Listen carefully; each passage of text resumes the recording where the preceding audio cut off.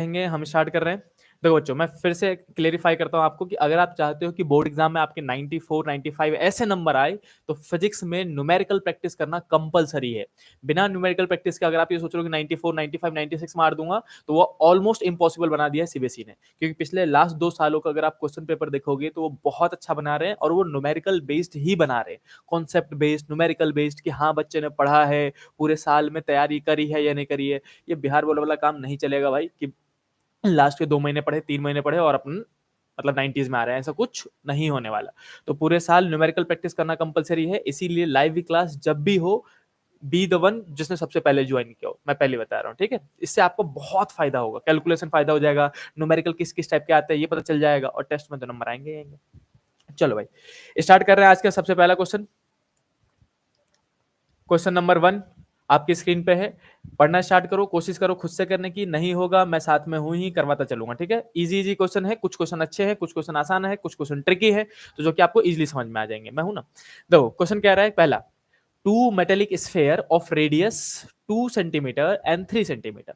दो metallic sphere है, sphere तो पता है ये सबको है ना, ऐसे करके दो स्फेयर ले लिया, दोनों का रेडियस दे दिया, एक का रेडियस R1 कह देते हैं और दूसरे का रेडियस R2 कह देते हैं। R1 कितना दे रखा है मुझे, C 2 सेंटीमीटर, R2 कितना दे रखा है 3 सेंटीमीटर, ठीक है। आर गिवन चार्जेस, दोनों को चार्ज दे दिया गया है 6 मिलीकूलम है, ये मिलीकूलम 10⁻³ और 4 मिलीकूलम, यानी कि पहले को चार्ज दिया गया 6 मिलीकूलम और दूसरे को चार्ज दिया गया 4 मिलीकूलम, ऐसे करके हमने लिख दिया। क्वेश्चन में जो जो कह रहे हैं वो लिखते चलेगा रिस्पेक्टिवली। द फाइनल चार्ज, बताओ फाइनल चार्ज कितना होगा on the smaller sphere. Smaller मतलब पहले वाले की बात हो रही है भाई साहब, ये स्मॉलर है ना, जिसका रेडियस 2 सेंटीमीटर है। अब पहले छोटे वाले पे 2 सेंटीमीटर पे बताओ फाइनल चार्ज कितना होगा, कब sorry, will be if they are connected by a conducting wire. अगर मैं इन दोनों को अब एक कंडक्टिंग वायर से ऐसे करके जोड़ दूं, तो बताओ फाइनल चार्ज कितना होगा छोटे वाले स्फेयर पे। देखो बच्चा, ये कनेक्शन का है, सिंपल सी बात है। दो स्फेयर दे दिया मतलब दो कैपेसिटर दे दिया, आपको पता है ना, एक सिंगल स्फेयर भी कैपेसिटर की तरह यूज होता है, और कैपेसिटेंस का फॉर्मूला क्या होता है मुझे, R/K या फिर 4πε0r, दो दो टाइप के फॉर्मूले बताए थे मैंने। जब भी एक सिंगल स्फेयर दे जिसका रेडियस दे रखा हो, तो उसका फॉर्मूला क्या होता है, R/K। तो C1 इक्वल टू क्या लिखोगे, R1/K1, और C2 इक्वल टू क्या लिखोगे, R2/K2। यानी कि दो कैपेसिटर है, एक ये वाला कैपेसिटर R1 वाला और एक ये वाला कैपेसिटर R2 वाला। दोनों कैपेसिटर को अगर मैं आपस में जोड़ दूं, तो ये कॉमन पोटेंशियल का टॉपिक बन जाता है। अगर आपको याद हो तो, याद है सबको, कॉमन पोटेंशियल पढ़ाया गया होगा आपको। कॉमन पोटेंशियल, कि जब भी दो कैपेसिटर को आपस में जोड़ा जाए तो कुछ एनर्जी लॉस होता है। कब तक एनर्जी एनर्जी ट्रांसफर होने लग जाएगा, सिंपल सी बात है, जिसमें ज्यादा चार्ज होगा उसमें से छोटे वाले में मूव करने लग जाएगा। कब तक, जब तक पोटेंशियल बराबर ना हो जाए। चार्ज फ्लो होता है, याद है क्लास में बताया था ये, कि चार्ज कहाँ से कहाँ फ्लो होता है। सारे कॉन्सेप्ट में सुनते रहना, देखो जितनी बार ये कॉन्सेप्ट सुनोगे उतना अच्छा और लंबा याद रहेगा आपको। अगर एक ही चीज को आपने बार बार सुना है कि चार्ज फ्लो होता है हायर पोटेंशियल से लोअर पोटेंशियल, हायर पोटेंशियल से लोअर पोटेंशियल, तो जितनी बार सुनोगे या फिर जितनी बार रिवाइज करोगे उतना लंबा याद रहेगा और उतनी जल्दी क्लिक कर जाएगा आपको कॉन्सेप्ट। इसीलिए मैं बार बार सारे कॉन्सेप्ट रिपीट करते हुए आपको क्वेश्चन एक्सप्लेन करता हूँ। इसका आंसर निकालना मेन काम थोड़ी ना है, क्वेश्चन समझना है कि क्या पूछा गया है, कैसे कनेक्ट करना है, कौन सा कॉन्सेप्ट लगाना है, ये समझना ही मेन काम होता है। इसी को क्वेश्चन प्रैक्टिस कहते हैं। क्वेश्चन प्रैक्टिस का मतलब ये नहीं होता कि भाई साहब जल्दी से क्वेश्चन पढ़ा और आंसर निकाल दिया, यही क्वेश्चन रिपीट थोड़ा ना होगा एग्जाम में। एग्जाम में कॉन्सेप्ट रिपीट होते हैं। तो आ जाओ, मैं कॉमन पोटेंशियल की बात कर रहा था। कॉमन पोटेंशियल क्या होता है, एक ऐसा पोटेंशियल जहां पे चार्ज फ्लो होना बंद हो जाता है। सॉरी। तो कॉमन पोटेंशियल का फॉर्मूला क्या था, V कॉमन का फॉर्मूला था C1V1 प्लस में C2V2 और अपॉन में C1 प्लस C2। ये फॉर्मूला आपने क्लास में भी पढ़ा हुआ है, राइट। तो जैसे ही मैं दोनों कनेक्ट करूंगा इस वोल्टेज पे आके रुकेगा, और फिर मुझे पूछा गया कि छोटे वाले का चार्ज बताओ। तो सिंपल सी बात है, चार्ज का जो फॉर्मूला होता है दीपिका, वो चार्ज का फॉर्मूला Q इजिकल टू, सबको पता है सदाबहार फॉर्मूला। अरे सदाबहार फॉर्मूले से ही तो निकालेंगे, हम बोलेंगे सिंस हम जानते हैं सदाबहार फॉर्मूला C इजिकल टू में Q अपॉन में V होता है ना। अब यहाँ से अगर मैं Q निकालूंगा तो सबको पता है C इंटू में V हो जाएगा। तो मैं यहाँ पे लिख देता हूँ बच्चों, Q इजिकल टू में C इंटू में V, ये रहा अपने पास चार्ज। अब C कौन सा लेंगे, छोटे वाले का, ये वाला C ले लेंगे, और V कौन से लेंगे, कॉमन पोटेंशियल जहां पे जाके वो रुकेगा, और पुट करके आंसर निकाल दूंगा मैं। चलो आ जाओ, इसी के आगे सॉल्व करते हैं। पहले मैं इसको फॉर्मूला वाइज सॉल्व करूंगा, वरना ये बहुत लेंदी क्वेश्चन हो जाएगा। देखो, अगर मैं कहूँ कि Q इक्वल टू में Q1 पता करना है, मतलब फाइनल चार्ज पता करना है पहले वाले पे, छोटे वाले पे फाइनल चार्ज। इजी वे में समझाऊंगा, तुरंत समझ में आ जाएगा। फाइनल चार्ज का फॉर्मूला मुझे पता है कि C1 इंटू में V कॉमन कॉमन पोटेंशियल होना चाहिए, जहां पे जाके वो रुकेगा वो। अब C1 का फॉर्मूला क्या लिख सकता हूं मैं? C1 का फॉर्मूला लिखूंगा R अपॉन में K1। के तो इलेक्ट्रोस्टैटिक कांस्टेंट है, वो तो वही रहेगा, R अपॉन में K। और V1 V की जगह में क्या लिखूंगा? वो पूरा फॉर्मूला C1 V1 प्लस में C2 V2 और अपॉन में C1 प्लस C2। ये पूरा फॉर्मूला लिख दिया। अब देखो C तो पता है आपको, जो C1 है C2 है वो तो पता है, ये रहा C1, ये रहा C1 और ये रहा C2। लेकिन V1 V2 भी तो चाहिए, तो आपको पहले V1 V2 भी निकालना पड़ेगा। वो कैसे निकालोगे? अगेन सदाबहार फॉर्मूले से, इस वाले फॉर्मूले से। अगर मैं वोल्टेज निकालूं तो वोल्टेज का फॉर्मूला क्या बनेगा? वोल्टेज जाएगा ऊपर और कैपेसिटेंस आएगा नीचे, तो वोल्टेज इज इक्वल टू में चार्ज अपॉन में कैपेसिटेंस। अच्छा क्वेश्चन है ये, अगर सही से नहीं किया तो बहुत लेंदी हो जाएगा बच्चों के लिए, ध्यान से सुनते रहना। अब अगर मैं V1 निकालना चाहता हूँ, वोल्टेज का फॉर्मूला क्या हुआ? चार्ज अपॉन में कैपेसिटेंस। तो अगर मैं अब V1 निकालना चाहता हूँ तो V1 का फॉर्मूला क्या लिखूंगा? Q1 अपॉन में C1। और V2 का फॉर्मूला क्या लिखूंगा? Q2 अपॉन में C2। तो ये रहा V1 V2। अब इन सबको इसमें सब्सटीट्यूट कर दो नीचे वाले फॉर्मूले में। चलो अब हम करेंगे सब्सटीट्यूशन। तो हम यहाँ बोलेंगे Q1 इजकल टू में, मुदस्सिर बाहर में कौन था? R अपॉन में K था। इसी के आगे जाएंगे तो शालिनी, अब देखो बच्चा, C1 का C1 रखा, लेकिन Q1 की जगह में, Q1 की जगह में क्या लिख सकता हूँ? सॉरी, V1 की जगह में क्या लिख सकता हूँ? Q1 अपॉन में C1।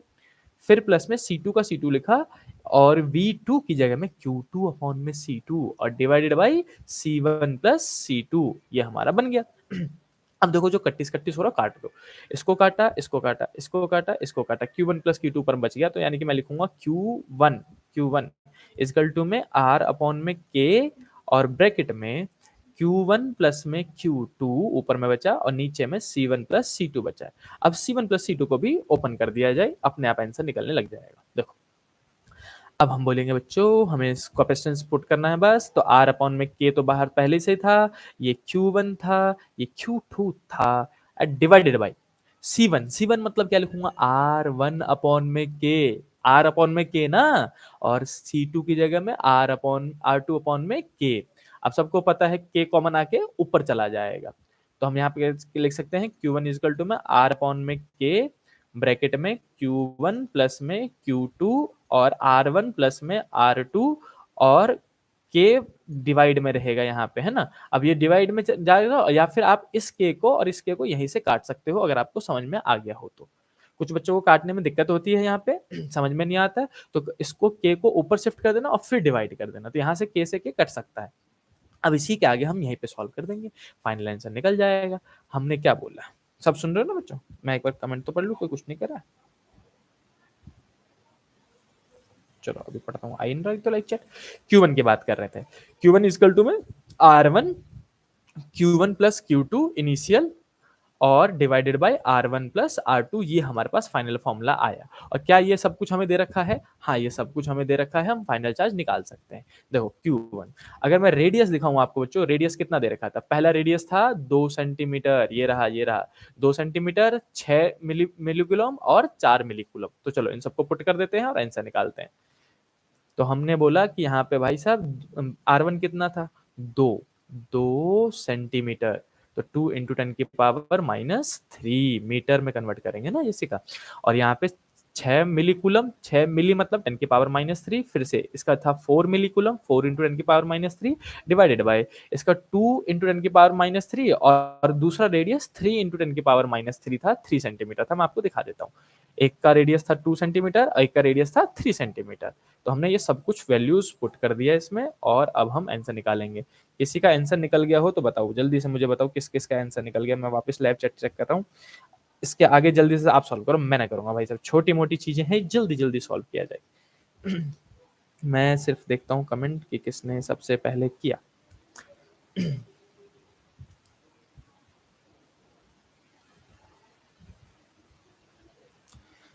जल्दी जल्दी सॉल्व करके बताओ क्या आ रहा है आंसर।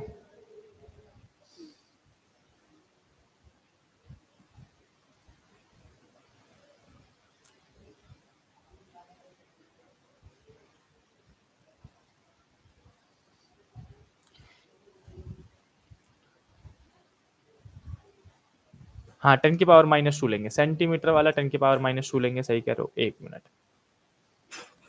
सेंटीमीटर वाला भाई 10 की पावर -2 ले लेना सारे के सारे। 10 की पावर -2, 10 की पावर -2, 10 की पावर -2। जल्दी से सॉल्व करके बताओ बच्चों, आंसर क्या आएगा? जल्दी जल्दी बताओ, जल्दी जल्दी बताओ। अयान ने बोला कि भैया 1 सेंटीमीटर 10 की पावर -2 मीटर होता है। अदीबा ने भी सेम बोला, ठीक है, गॉट इट। जल्दी जल्दी करो बच्चों, जल्दी जल्दी करो। आया किसी का आंसर? आया किसी का आंसर? आया विशाल का आया, ऑप्शन नंबर ए। चलो भाई मैं ही सॉल्व करता हूँ। तो कितना टाइम लगाते हो भाई बेसिक कैलकुलेशन में?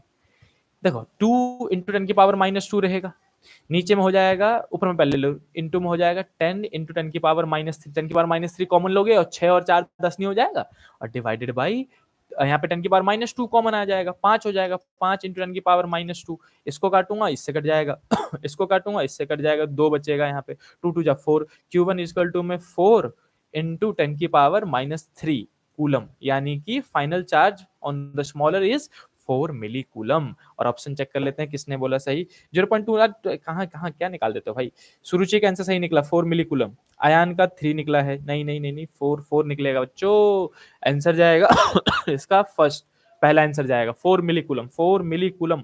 अमान का भी निकल गया 4 मिली कूलम, ठीक है ठीक है ठीक है। अयान का भी निकल गया, परी का भी निकल गया, वेरी गुड। क्या ये क्वेश्चन समझ में आया? एक्चुअली ये कॉन्सेप्चुअल क्वेश्चन था, ध्यान से देखो। इसमें कहा क्या गया था कि 2 छोटे छोटे स्फेयर दे दिए, मतलब कैपेसिटर दे दिए थे। इस टाइप के क्वेश्चन नहीं प्रैक्टिस करोगे तो कॉन्सेप्ट में दिमाग ही नहीं लगेगा, समझ रहे हो कि जो आपने कॉन्सेप्ट पढ़ा है वो कहाँ कहाँ यूज हो रहा है, कैसे कैसे यूज हो रहा है। और इस टाइप के क्वेश्चन अगर आपने न्यूमेरिकल प्रैक्टिस कर रखे हैं, तब जाके आप बोर्ड में अगर कोई उल्टा सीधा क्वेश्चन भी आ गया तो अपने कॉन्सेप्ट वाइज दिमाग लगा पाओगे। इसीलिए प्रैक्टिस करना बहुत जरूरी है। देखो तो क्या कहा गया था, इसमें 2 छोटे छोटे स्फेयर्स है अपने पास, है ना, एक R1 वाला एक R2 वाला दोनों का रेडियस दे रखा था, मतलब कैपेसिटेंस दे रखा था, क्योंकि कैपेसिटेंस का फॉर्मूला होता है R अपॉन में K। और दोनों पे चार्जेस दे रखे थे। जहां कैपेसिटेंस और चार्ज मिल गया तो मुझे वोल्टेज भी मिल जाएगा सदाबहार फॉर्मूले से। यानी कि इनडायरेक्टली वे में मुझे क्या क्या दे रखा था, C, Q और V तीनों चीज गिवन थी हर एक कैपेसिटर के। अब फिर क्या किया इन्होंने, दोनों का आपस में कनेक्ट कर दिया। जहां कनेक्ट किया आपका दिमाग कहां पहुंच जाना चाहिए, कॉमन पोटेंशियल वाले टॉपिक पे, कि भैया कनेक्शन किया है मतलब चार्ज फ्लो होना स्टार्ट हो जाएगा हायर से लोअर, और कब तक फ्लो करेगा, जब तक कॉमन पोटेंशियल नहीं पहुंच जाता। तो कॉमन पोटेंशियल निकाल लो फाइनल। अब जो फाइनल चार्ज फाइनल पोटेंशियल होगा दोनों पे, वो कॉमन पोटेंशियल होगा। मान लो एग्जांपल के लिए कॉमन पोटेंशियल आ रहा है आपका 10 वोल्ट, तो फाइनल वोल्टेज ऑन पहला कैपेसिटर कितना होगा, 10 वोल्ट। दूसरे में फाइनल कितना होगा, 10 वोल्ट। यानी कि कॉमन पोटेंशियल ही दोनों का फाइनल पोटेंशियल होता है। तो जब फाइनल चार्ज पूछा गया तो मैं चार्ज का फॉर्मूला क्या लिखूंगा, CV। सी कौन सा, जिसका पूछा गया, पहले का पूछा तो C1 और दूसरे का पूछा तो C2। और लेकिन वोल्टेज दोनों का तो कॉमन पोटेंशियल होगा V वाला, तो उसको पुट किया और सॉल्व किया, अपने आप आंसर निकल जाता है। क्या इतना कॉन्सेप्ट सबको समझ में आया? बिल्कुल सही, ए आंसर बिल्कुल सही है। जल्दी से कमेंट करो बच्चों, क्या पहला क्वेश्चन का कॉन्सेप्ट समझ में आया कि क्या कहना चाहता था क्वेश्चन, कैसे अगली बार दिमाग लगाओगे? सबको समझ में आया भाई? सब जल्दी बताओ, जल्दी हाँ या ना बोला करो भाई। से कॉपी पेन लेके बैठा करो पहले से ही। आरंभ को समझ में आ गया, रे सबको समझ में आ गया, ठीक है, ग्रेट, बढ़िया। और ये शॉर्ट नोट्स बनाते रहना, इंपॉर्टेंट चीजें हैं ये। चलो नेक्स्ट क्वेश्चन पे मूव करते हैं बच्चों, सेकंड क्वेश्चन। क्वेश्चन नंबर 2 ये रहा आपके पास। देखो ये आसान सा क्वेश्चन लगेगा, इजी सॉल्व हो जाएगा, लेकिन कॉन्सेप्चुअल है, ध्यान से सुनते रहने का, समझते रहने का, कॉपी पे नोट करके आंसर निकालते रहना, और हो सके तो मेरे से पहले निकालना। चलो क्वेश्चन पढ़ते हैं, मुझे सिर्फ क्या कहना चाह रहा है क्वेश्चन। अयान क्वेश्चन कह रहा है कि 2 कैपेसिटर है, कैपेसिटर C1 जो कि 10 माइक्रोफैरेड का है और C2 जो कि 30 माइक्रोफैरेड का है, दो कैपेसिटर है, आर कनेक्टेड इन सीरीज। ठीक है भाई साहब, कनेक्ट कर देते हैं। डेलिना हमें 2 कैपेसिटर दे रखा है, हम कनेक्ट कर देते हैं दोनों को ऐसे करके, ठीक है। अरीबा पहले का कितना था, 10 माइक्रोफैरेड, और दूसरे का कितना था, 30 माइक्रोफैरेड। दोनों को सीरीज में कनेक्ट किया गया और उसके अक्रॉस सोर्स मतलब बैटरी, वोल्टेज जोड़ दिया गया। ऑफ ईएमएफ मतलब वोल्टेज, अगले चैप्टर नंबर 3 में पढ़ोगे कि ईएमएफ मतलब भी वोल्टेज ही होता है, जो कि है 20 केवी, किलोवोट कहते हैं, किलोवोट। तो एक बैटरी जोड़ दो इसके अंदर जो कि है 20 किलो, किलो मतलब 1000 होता है, तो 20 इंटू 10 की पावर 3 वोल्ट का 20 किलो वोल्ट, समझ गए। The potential difference across C1, बताओ C1 पहला यानी कि ये वाला C1 ये C2 है, तो C1 के अक्रॉस वोल्टेज डिफरेंस कितना है? ये A और ये B वाला पॉइंट है, तो बताओ इसके अक्रॉस वोल्टेज डिफरेंस कितना है? इजी सा क्वेश्चन है, मैं आपको हिंट देता हूँ, हो सके तो आप मेरे से पहले सॉल्व कर लो। देखो क्या करेंगे, सबसे पहले तो सी नेट निकालना पड़ेगा, आपको पता ही है सीरीज में है भाई साहब। सीरीज में क्या फॉर्मूला क्या लगाओगे, C1 C2 अपॉन में C1 plus C2, butterfly method सबको याद आ गया होगा। चलो सी नेट जहां आप निकाल लो, तो फिर वोल्टेज तो पता ही है आपको, वी नेट कितना है, नेट वोल्टेज कितना है, वी नेट इजकल टू में दे रखा है, तो फिर क्यू नेट निकाल लो कि कितना चार्ज निकलेगा। सबसे पहले नेट कैपेसिटेंस निकाल के चार्ज पता कर लिया मैंने कितना चार्ज आएगा, और सबको पता है सिंस ये सीरीज में है, किसमें है ये सीरीज में क्या होता है, अमान चार्ज सेम रहता है, तो जो चार्ज यहां से निकलेगा वही चार्ज पहले में भी होगा और वही चार्ज दूसरे में भी होगा। अब जब पहले का चार्ज पता चल जाए तो कैपेसिटेंस पता ही है, वोल्टेज पता कर देना। वोल्टेज का फॉर्मूला क्या होता है, अभी अभी बताया था, Q अपॉन में C। तो पहले का वोल्टेज बताना है तो Q1 अपॉन में, सॉरी Q तो सेम ही रहेगा, Q अपॉन में C1 हो जाएगा। चलो अब मैं एक एक करके सॉल्व करता हूं, जिनको समझ में आ गया हो भाई मेरे से पहले आंसर निकाल के बताओ। चलो जिन बच्चों को सॉल्यूशन देखना है वो सॉल्यूशन देखते रहे, मैं नीचे समझा दे रहा हूँ। सबसे पहले बच्चों सी नेट निकालेंगे बटरफ्लाई मेथड की मदद से, C1 C2 अपॉन में C1 plus C2, C1 C2 upon में C1 प्लस C2, मैंने नीचे में प्लस लिख दिया, मल्टीप्लाई लिखना था, एक मिनट यहाँ पे हमने लिख दिया मल्टीप्लाई। तो C1 कितना है 10, ये कितना है 30 अपॉन में 10 प्लस में 30, नीचे डायरेक्टली 40 लिख देता हूँ, इसको काटेंगे, इट विल बी 30 अपॉन में 4, तो सी नेट इजिकल टू में आ जाएगा 30 अपॉन में 4, जो कि आएगा 7.5 माइक्रो फेरेड सॉल्व करके, राइट।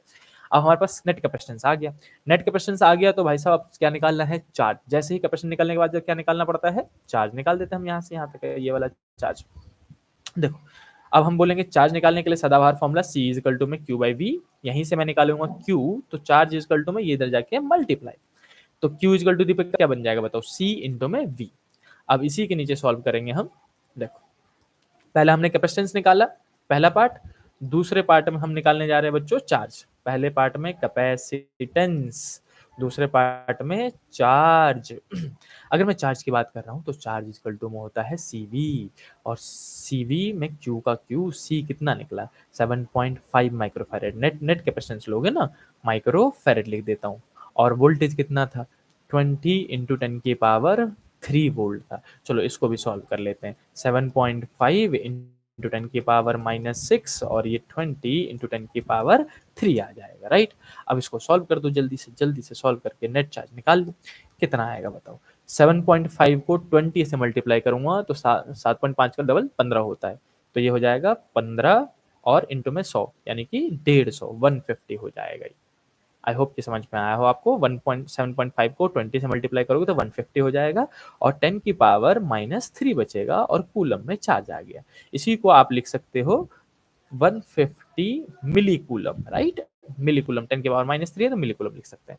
अब जब चार्ज निकाल दिया आपने, तो अब आपको निकालना क्या था सवाल में, कि बताओ C1 के अक्रॉस जो है वो नेट वोल्टेज कितना आएगा। C1 के अक्रॉस नेट वोल्टेज निकालने के लिए हम करेंगे सदाबहार फॉर्मूला, फिर से रख दो भाई, यहीं रख दो, कोई दिक्कत नहीं। दूसरा, अब इसी में हम निकालना चाहते हैं फाइनल वोल्टेज, तो हम यहां लिखेंगे वोल्टेज अक्रॉस किसके बताओ, C1 पहले के अक्रॉस। तो सिंपल सी बात थी, दोनों तो सीरीज में था ना भाई साहब, यहाँ पे देखो दोनों सीरीज में था कि नहीं, ऐसे करके हमने कनेक्ट किया था, तो चार्ज तो दोनों में सेम ही रहेगा ना जो हमने चार्ज निकाला है। तो हम लिखेंगे वोल्टेज का फॉर्मूला क्या होता है, Q अपॉन में C, और सिर्फ C1 के अक्रॉस निकाल रहे हैं इसलिए हम C1 लेंगे यहाँ पे। अब इसी के नीचे इसको सॉल्व कर दो, अपने आप वोल्टेज निकल जाएगा। फिर मैं चेक करूंगा किस किसने मेरे से पहले बता दिया। 150 इंटू 10 की पावर -3 चार्ज की वैल्यू, और कैपेसिटेंस C1 कितना था, जल्दी से बता दो, C1 कितना था 10 माइक्रोफैरेड, तो C1 की वैल्यू 10 माइक्रो मतलब 10 की पावर -6। अब इसको 31 कर दिया, वोल्टेज इक्वल टू में आ जाएगा 15 इंटू 10 की पावर -3, और ये 10 की पावर -6 जो है वो ऊपर जाएगा तो +6 हो जाएगा, तो 10 की पावर +6। अब लास्ट सॉल्व हो गया भाई साहब, आंसर आ गया 15 इंटू 10 की पावर 3 वोल्ट हमारा आंसर हो जाएगा, यानी कि 15,000 वोल्ट कह सकते हैं, या फिर 15 इंटू 10 की पावर +3 कह सकते हैं, या फिर किलो में कह सकते हैं। तो यह आएगा ऑप्शन नंबर 2। बताओ कौन किस किसने सही किया, बताओ। मैं एक बार जल्दी से चैट पढ़ लूं, किस किसने मेरे से पहले आंसर निकाल दिया। जल्दी से चेक कर लेते हैं। ऑप्शन नंबर बी निकाल दिया है। सबसे पहले किसने निकाला है भाई साहब? नैना अग्रवाल, बहुत बढ़िया, शाबाश। नैना ने सबसे पहले आंसर निकाला है 15 किलोवाट का। फिर प्रीत ने निकाला है, यार स्टडी वेब रानी है पक्का, रानी ने निकाला है, ऋषभ ने निकाल दिया है, क्या बात है भाई साहब। विशाल ने भी निकाल दिया 15 किलोवाट, अयान, आरंभ, ठीक है ठीक है। फैटम फैंटेस्टिक, देखो अपने अपने नाम से आया करो वरना ऐसे नाम रिकॉल करूंगा फिर मैं। अधिमा ने भी निकाल दिया, अमान ने भी निकाल दिया, टीना ने भी, परी ने भी, ठीक है, कृष्णा, सुरुचि, वेरी गुड, शाबाश। समझ में आया क्वेश्चन? ये क्वेश्चन आसान था, इस क्वेश्चन में बहुत कुछ नहीं था, राइट। इस क्वेश्चन में क्या था कि हमको समझ में आ गया था कि भाई साहब सीरीज में चार्ज सेम रहता है, तो पहले हमने नेट कैपेसिटेंस निकाला, फिर नेट चार्ज निकाला, और फिर एक का वोल्टेज निकाल दिया। यहीं पे दूसरे का वोल्टेज पूछते तो V2 इक्वल टू क्या कहते हैं आप, Q जो आपने निकाला था नेट चार्ज अपॉन में C2, है ना, C2 हो जाता है यहाँ पे। किसी का भी निकाल सकते हो अगर आप ऐसे चाहो तो। तो बस ये एक सीरीज पैरेलल का क्वेश्चन था। वेरी गुड, शाबाश। अगर आपको ये क्वेश्चन समझ में आ गया बच्चों, बहुत अच्छी बात है। अब मूव करते हैं तीसरे क्वेश्चन पे, जो कि है एक इजी सा क्वेश्चन। ऐसे करके बहुत सारे क्वेश्चन प्रैक्टिस करोगे तो जाके मजा आएगा आपको। क्वेश्चन नंबर 3, इजी सा क्वेश्चन लेकिन कॉन्सेप्ट बेस है। इससे पहले आपने ये क्वेश्चन नहीं किया होगा और नहीं इस टाइप के कॉन्सेप्ट सुने होंगे, क्योंकि इसमें थोड़ा सा एक छोटा सा पार्ट 11th का मिक्स कर देते हैं। तो सिंपल सी बात है, जब आप 12th का एग्जाम दे रहे होते हो ना, तो हम बच्चों को मान के चलते हैं कि 11th 12th पढ़ के आए हैं, दोनों पढ़ के आए भाई, 11th तो पढ़ के आए हो, तो छोटा सा कोई सा बेसिक फेमस कॉन्सेप्ट, सबसे फेमस जो पक्का ही याद होना चाहिए, वो तो हम दे ही सकते हैं एग्जाम में। हम तो पक्का देंगे, हम बोलेंगे भाई साहब इतना फेमस कॉन्सेप्ट है, 11th क्लास में साइंस पढ़ी, हम देंगे नहीं क्या? जरूर देंगे हम। तो ऐसे छोटे मोटे कॉन्सेप्ट जो फेमस थे बहुत, वो दिए जा सकते हैं, और ये 12th क्लास का क्वेश्चन है जो कि ट्रिकी बेस्ड है। चलो क्वेश्चन पढ़ना स्टार्ट करते हैं। इंपॉर्टेंट क्वेश्चन में से एक, मजेदार क्वेश्चन में से एक, देखो क्वेश्चन नंबर है 3। बच्चों क्वेश्चन क्या कहना चाह रहा है? एन इलेक्ट्रॉन, एक इलेक्ट्रॉन है जिसका मास कितना है, m है, और चार्ज कितना है, E है, is accelerated from rest through the potential difference of V। मतलब पोटेंशियल डिफरेंस क्रिएट कर दिया गया, दो प्लेट लिए होंगे, एक में प्लस एक में माइनस का चार्ज दे दिया गया, तो पोटेंशियल डिफरेंस क्रिएट हो गया, और इसके बीच में एक इलेक्ट्रॉन को छोड़ दिया गया। तो सिंपल सी बात है, इलेक्ट्रॉन जो है वो भगेगा प्लस की प्लेट की तरफ, है ना, प्लस की प्लेट की तरफ एक्सेलरेट हो जाएगा। तो वो किया गया, तो फाइनल स्पीड कितना होगा इलेक्ट्रॉन का, ये बताओ। Find final speed. अब ये क्वेश्चन जो है वो बच्चे दो जगह लेके जा सकते हैं। या तो आप इसको इक्वेशन ऑफ मोशन पे लेके जाओ, v is equal to U plus A T पे लेके जाओ, तभी जाके फाइनल स्पीड निकल सकता है। जहां पे आप इनिशियल स्पीड 0 लोगे, टाइम को आपको पता होना चाहिए, एक्सेलरेशन आप फोर्स की मदद से निकालोगे। तो एक कॉन्सेप्ट, तो इस टाइप के क्वेश्चन जब भी है ना कि स्पीड पूछा जा रहा है, टाइम पूछा जा रहा है, डिस्टेंस पूछा जा रहा है, तो आपका दिमाग बिना डरे बिना झिझके equation of motion class 11th में पहुंच जाना चाहिए। लेकिन हम बच्चों को फिर भी कहते हैं कि भाई साहब जितना कोशिश हो सके इक्वेशन ऑफ मोशन सॉल्व करना is the second option. Equation of motion को सॉल्व करना इस टाइप के क्वेश्चन पे सेकंड ऑप्शन होता है। पहला ऑप्शन किसको देना चाहिए, पहली प्रायोरिटी किसको दोगे? तो सबसे पहली प्रायोरिटी दिया करो वर्क एनर्जी थ्योरम को। किसको दिया करो? वर्क एनर्जी थ्योरम को, या फिर कंजर्वेशन ऑफ एनर्जी को, जहां पे चेंज इन काइनेटिक एनर्जी हमेशा बराबर होता है चेंज इन पोटेंशियल एनर्जी के। इन दो कॉन्सेप्ट पे पहले दिमाग जाना चाहिए आपको। जब भी ऐसा कोई क्वेश्चन है कि चार्ज का एक्सेलरेशन किया गया है, उसका एक्सेलरेशन पूछा जा रहा है, या फिर स्पीड पूछी जा रही है, टाइम पूछा जा रहा है, डिस्टेंस पूछा जा रहा है, तो इस टाइप के क्वेश्चन में आप पहला दिमाग वर्क एनर्जी थ्योरम, या नहीं तो change in kinetic energy, change in potential energy पे लेके जाओगे। इस पे भी नहीं लग रहा है आपका, तब जाके क्वेश्चन ऑफ मोशन पे लेके जाओगे। यही मैक्सिमम 3 कॉन्सेप्ट पे आपका दिमाग मेजोरिटी घूमना चाहिए और क्वेश्चन यहीं से सॉल्व होगा। चलो बच्चों, अब मैं सबसे पहले वर्क एनर्जी थ्योरम की बात करूंगा। कितने बच्चों को याद है वर्क एनर्जी थ्योरम? देखो तो पहले भाई साहब पता भी तो होना चाहिए ना वर्क एनर्जी थ्योरम क्या होता है। जल्दी से फास्ट फॉरवर्ड करके आगे आगे आ जाया करो, अगर एड वर्ड आ जाए तो भाई बताओ किसको पता है। मुझे फॉर्मूला बता दो, तब जाके आगे बताऊंगा कि किसको याद है वर्क एनर्जी थ्योरम। हाँ, मुझे अदीबा को याद है, अदीबा बताओ। क्या बात है, अयान ने बता भी दिया कि work done is equal to में डेल्टा के ई, शाबाश, यानी कि work done is equal to में चेंज इन काइनेटिक एनर्जी। भाई साहब जल्दी जल्दी जवाब दिया करो भाई साहब। भैया इस टाइप के क्वेश्चन आज टेस्ट में होंगे, कहाँ बिल्कुल होंगे, क्या चिंता कर रहे हो, अच्छे अच्छे क्वेश्चन दूंगा। जिन्होंने लाइव क्लास ली उनका नहीं ली, उसका नुकसान भी तो करना है भाई, है कि नहीं। चलो वेरी गुड वेरी गुड। तो हम बोलेंगे सिंस हमें वर्क डन का फॉर्मूला पता है, work done is equal to में चेंज इन काइनेटिक एनर्जी होता है। इनिशियल एनर्जी 0 ही होगी, क्योंकि ऑब्जेक्ट कहाँ से स्टार्ट हो रहा है, रेस्ट से, है ना। तो work done is equal to में हो जाएगा काइनेटिक एनर्जी फाइनल। अब वर्क डन का फॉर्मूला, काइनेटिक एनर्जी का फॉर्मूला लगा दो। वर्क डन का फॉर्मूला क्लास 12th में क्या पढ़ा है? वोल्टेज की वजह से वोल्टेज वोल्टेज वोल्टेज, याद आया कुछ? चार्ज को वोल्टेज दिया गया हो, वर्क डन का फॉर्मूला Q डेल्टा V, और पोटेंशियल डिफरेंस या कितना है V, तो Q डेल्टा V फॉर्मूला लिख देता हूं पहले, Q delta V is equal to में हाफ mv स्क्वायर, ये हमारा फॉर्मूला बन जाएगा। अब इसके आगे हम लिखेंगे चार्ज, चार्ज कितना था? E के बराबर, तो E लिख दिया। डेल्टा वी चेंज वोल्टेज कितना था? V के बराबर, तो V लिख दिया। इक्वल टू में हाफ मास कितना था? M, और V मतलब स्मॉल v मतलब वेलोसिटी। अब इसको कर दो, n से निकाल दो V, तो हो जाएगा 2ev, और ये m मल्टीप्लाई में है, इधर जाएगा तो डिवाइड में, इक्वल टू में v स्क्वायर, और यहीं से अगर मैं v निकाल दूं बच्चों, तो v स्क्वायर की वजह से रूट लग जाएगा, यानी कि 2ev अपॉन में m। ये रहा हमारा आंसर, 2ev अपॉन में m, ऑप्शन नंबर 3 सही आंसर। छोटा सा कॉन्सेप्ट बच्चों वाला। वेरी गुड, बिल्कुल बिल्कुल सही बता रहे हो भाई साहब, बिल्कुल सही बता रहे हो। इजी सा क्वेश्चन था, सबको समझ में आ गया। लेकिन बच्चे घबराते हैं भाई साहब, जहां इस टाइप का क्वेश्चन आ जाए ना 11th क्लास में, जहां जाना पड़ जाए उनको, ऐसा लगती है भूत देख लिया हो, जा ही नहीं रहे होते 11th में, पता नहीं क्या हो जाता है इन लोगों को। अरे भाई साहब फेमस कॉन्सेप्ट ही पूछा, सबकी 11th ऐसी होती है भाई, लगभग सबकी ही 11th ऐसी होती है, सबको डर लगता है 11th से कि जो जो पढ़ लिया वो आप वापस कोई ना पूछे, मेरे से वापस कोई ना पूछे। अरे भाई साहब वापस कोई ना पूछे, एग्जाम में तो जाना ही है, और आपको याद है, आप सिर्फ डरते हो। आपको याद नहीं था, मतलब वर्क एनर्जी थ्योरम याद नहीं था, इजीली समझ में आ गया आपको, कितना छोटा कॉन्सेप्ट था। ऐसी क्वेश्चन को अगर मैं एग्जाम में देता डायरेक्टली बिना समझाए बच्चों को, तो बच्चे करते ही नहीं इसको, समझ रहे हो? Very good. Option number C Naina ने बोल दिया, आरम ने, रानी ने बोल दिया, ठीक है ठीक है, परी ने बोल दिया। Very good. अब नेक्स्ट क्वेश्चन भी सेम टाइप का है, मैं बिल्कुल नहीं करूंगा, वो खुद करोगे आप।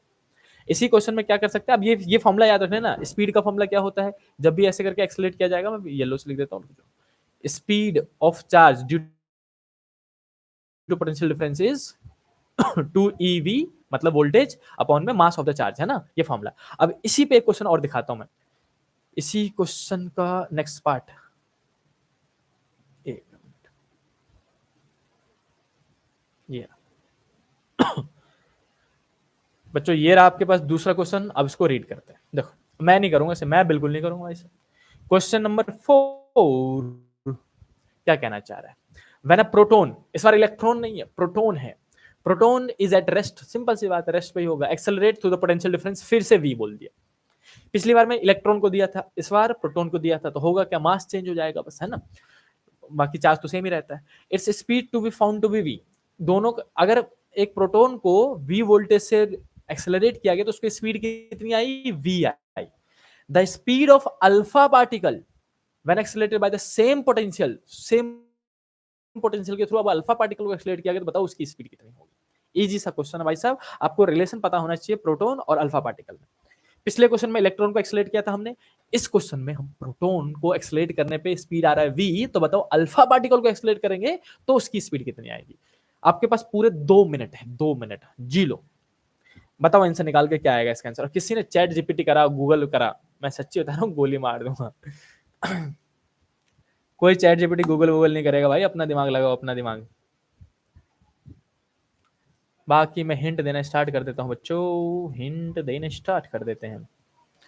स्पीड का फॉर्मूला लिख लो बस, स्पीड का फॉर्मूला अभी बताया था मैंने आपको, √2ev, qv लिखना है इसको, चार्ज, चार्ज सबका अलग अलग होता है ना, अपॉन में मास, ऐसे लिखना फॉर्मूला, 2qv अपॉन में मास, ये होता है हमारा स्पीड का फॉर्मूला जब ऐसे पोटेंशियल डिफरेंस से एक्सेलरेट किया जाता है। कहां से निकाला हमने? वर्क एनर्जी थ्योरम से निकाला हुआ है, ये हमारा आंसर होगा। अब इसमें एक बार प्रोटॉन के लिए लगा दो, एक बार अल्फा पार्टिकल लगा दो, खत्म। अगर मैं यहाँ पे लिखूं प्रोटॉन और यहाँ पे लिखूं alpha particle, alpha particle, proton का चार्ज E होता है, तो अल्फा पार्टिकल का चार्ज जो है वो 2 गुना होता है। चार्ज 2 गुना, मास 4 गुना, याद आया कुछ ऐसा बताया होगा क्लास में मैंने। mp इज इक्वल टू में मास m मानोगे तो m अल्फा जो है वो 4 times of mass of proton होता है, बस रिलेशन पुट कर दो। अगर मैं पहले प्रोटॉन के लिए पुट कर रहा हूँ, तो प्रोटॉन के लिए पुट करूंगा तो vp लिख दूंगा, इसका आएगा 2, चार्ज की जगह में e v अपॉन में m, और वही अल्फा पार्टिकल के लिए पुट करूंगा, अल्फा पार्टिकल, अल्फा पार्टिकल के लिए पुट किया जाए तो v अल्फा लिख देंगे, अल्फा, समझ लो, अल्फा लिख देंगे। 2 और चार्ज की जगह में यहाँ पे Q की जगह में लिखा जाएगा 2e इस बार, 2 टाइम्स ऑफ E। और वोल्टेज डिफरेंस तो सेम था, दोनों को सेम वोल्टेज डिफरेंस दिया गया था। अपॉन में मास होता है बच्चों, तो मास पहले वाले में m लिया था, इस वाले हम 4m लेंगे। देखो 2 2 जा 4, ऊपर से 4 4 कट जाएगा, तो V अल्फा पार्टिकल जो आया, नीचे कर लेते हैं। V अल्फा पार्टिकल जो आएगा बच्चों, V alpha particle will be equal to root का V अपॉन में m बचेगा, बस E भी बचेगा, E V अपॉन में m, है ना, 4 से 4 तो कट जाएगा। ये रहा हमारे पास V अल्फा, ये रहा हमारे पास V प्रोटॉन, दोनों में रिलेशन निकाल लो, इजिली निकल जाएगा। तो मैं लिखूंगा VP प्रोटॉन वाला, देखो उसमें √2 एक्स्ट्रा है बस, तो उसको ऐसे लिखा जा सकता है बच्चों √2, और बाकी रूट EV अपॉन में m लिखा जा सकता है, VP को, है ना, √2 को अलग कर दिया। अब सबको पता है ये वाला जो पार्ट है बच्चों, ये यहां से देखा जाए तो V अल्फा है, तो हम यहाँ पे लिख सकते हैं कि V proton, velocity of proton is equal to में √2 times of velocity of alpha particle. पूछा किसका था, प्रोटॉन का कि अल्फा पार्टिकल का, बताओ किसका पूछा था? ऐसे सब मुन्ने जो आप बहुत जल्दी जल्दी आंसर निकाल रहे हो ना क्लास में मिले हुए, इतनी जल्दी आंसर कैसे निकाल दे रहे हो, बहुत तेज चल रहे हो भाई साहब। ऋषभ का करेक्ट आंसर निकलते हैं भाई साहब, बिल्कुल। दीपक ने भी निकाल दिया है, आयान सी बता रहा है, ठीक है, रुको रुको रुको। वी अल्फा कैसे, जो √2 है वो डिवाइड में चला जाएगा, तो VP अपॉन में √2 इजकल टू में V अल्फा, यानी कि प्रोटॉन्स का √2 टाइम्स। चलो भाई ऑप्शन चेक कर लेते हैं, मेरे ख्याल से ऋषभ ने सही आंसर बताया, दीपक ने भी सही बताया, आयान सी बता रहे हैं, सुरुचि V√2 नहीं आएगा बच्चा, V/√2 आएगा, ऑप्शन नंबर जाएगा 2। अल्फा पार्टिकल का पूछा था ना, देखो बच्चे यहाँ पे भी मिस्टेक करते हैं, स्पीड पूछा था अल्फा पार्टिकल का, निकला प्रोटॉन का, प्रोटॉन का मार्क कर देते हैं, तो गलती हो जाती है ना। देखा, सेम कॉन्सेप्ट पे था, और ये कॉन्सेप्ट इससे पहले क्लास में होता भी नहीं है कभी, क्योंकि मिक्स टॉपिक्स है ना, तो इसीलिए लाइव क्लास लेनी जरूरी है, कंपलसरी कंपलसरी। चलो भाई साहब स्क्रीनशॉट ले लेना अगर चाहो तो आप, अच्छा सा क्वेश्चन था ये भी, आपने फिर से एक नया कॉन्सेप्ट सीखा, वेरी गुड वेरी गुड, नैना का भी आंसर निकल गया। क्वेश्चन नंबर 4 के बाद मूव करेंगे बच्चों क्वेश्चन नंबर 5 पे। नेक्स्ट क्वेश्चन का है, ये बदतमीज पहले क्वेश्चन पे क्यों आ गया। चलो भाई साहब पांचवें क्वेश्चन पे चलो, पांचवें क्वेश्चन पे, पांचवा question, fifth question, and here is the fifth question. बच्चों पांचवा क्वेश्चन आपकी स्क्रीन पे, हर कोई फास्ट फॉरवर्ड करके आगे आ जाओ जल्दी से और रीड करना स्टार्ट करो।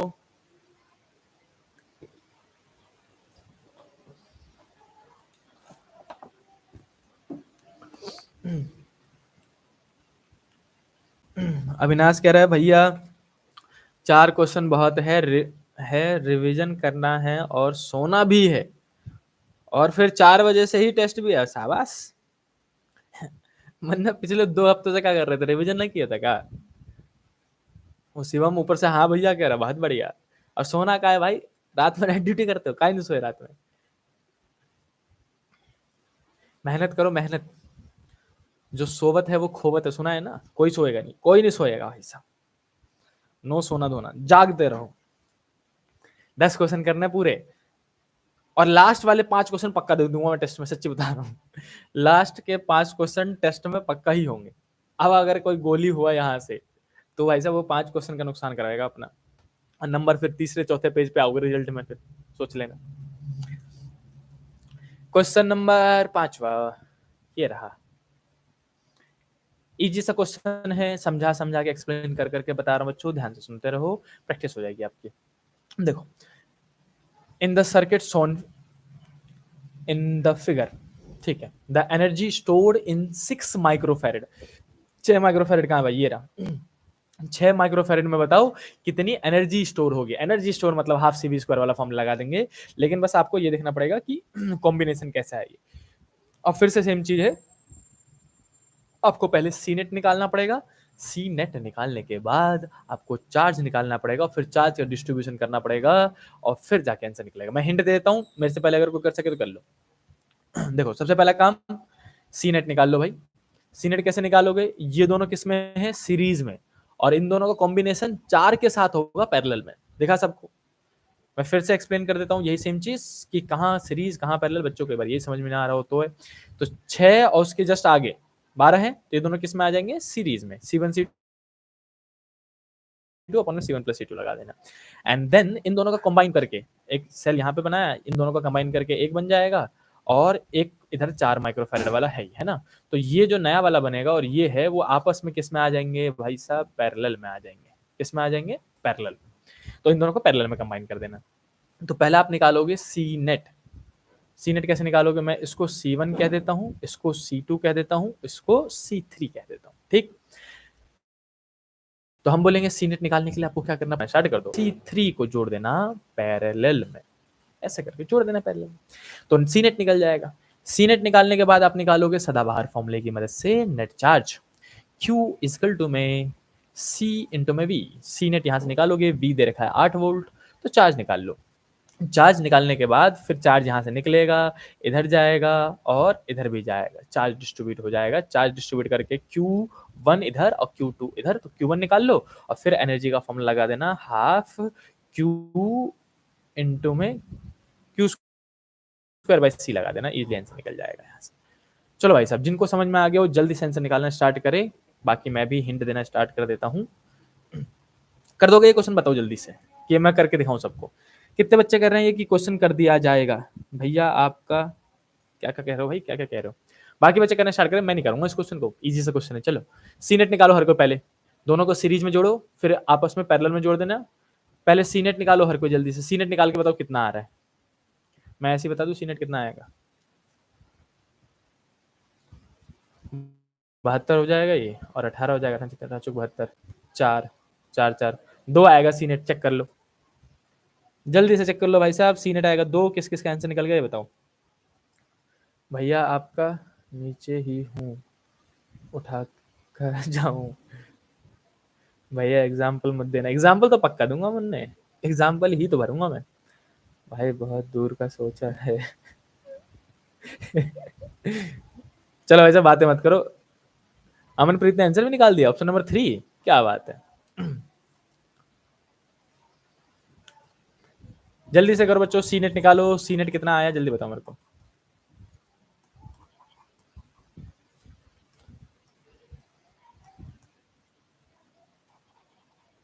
सी नेट आना चाहिए आपका 4।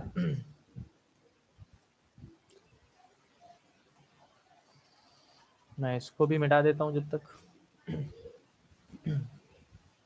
और फास्ट फॉरवर्ड करके आगे आ जाया करो जल्दी जल्दी, अगर ऐड वैड आ जाए बीच में तो। देख रहे हो मैं मिटाए जा रहा हूँ, मिटाए जा रहा हूँ, मिट ही नहीं रहा बदतमीज, अब मिटाए देखो। चलो सी नेट निकल गया सुरुचि का 4, सी नेट 4 आया, 4 4 8 आएगा, कुछ भी भाई साहब जो कह दो वही निकाल देते हैं लोग। 4 4 8 आएगा सुरुचि, इधर का 6 और 12 का 4 आएगा, हाँ 6 और 12 का 4 आएगा, और फिर 4 और 4 पैरेलल में है तो जोड़ दोगे तो 8 हो जाएगा सी नेट। चलो मैं यहाँ पे कर भी देता हूँ। अगर देखो सी, पहले सीरीज सॉल्व कर रहा हूँ, ठीक है, सीरीज सॉल्व कर रहा हूँ बच्चों।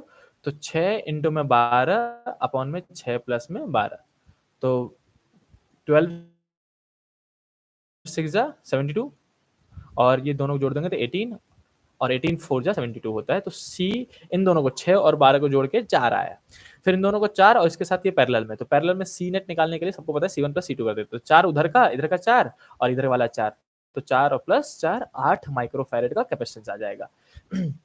उसके बाद आप निकाल लो चार्ज, मैं इसको मिटा रहा हूँ। नेट कैपेसिटेंस आ गया 8, और नेट कैपेसिटेंस निकालने के बाद अब आप करोगे चार्ज निकालोगे। चार्ज कैसे निकालूंगा मैं, नीचे लेकर चलता बच्चों, नीचे हम निकाल लेते हैं चार्ज। एक मिनट, आज ये पीसी फिर से लैग कर रहा है भाई साहब, मिट ही नहीं रहा बदतमीज। देखो ये सब अविनाश की वजह से होता है। अभी ये काला जादू कर रहा है बैठ के घर पे, कैसे भी करके क्लास कैंसिल हो जाए। गोलू भाई साहब मिलो मेरे को, फिर बताता हूँ। क्लास कैंसिल तो नहीं होगी भाई साहब।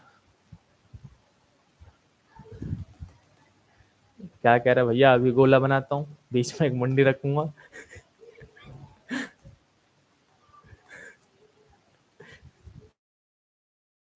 ओम भट्ट स्वाहा करके क्लास कैंसिल कराऊंगा।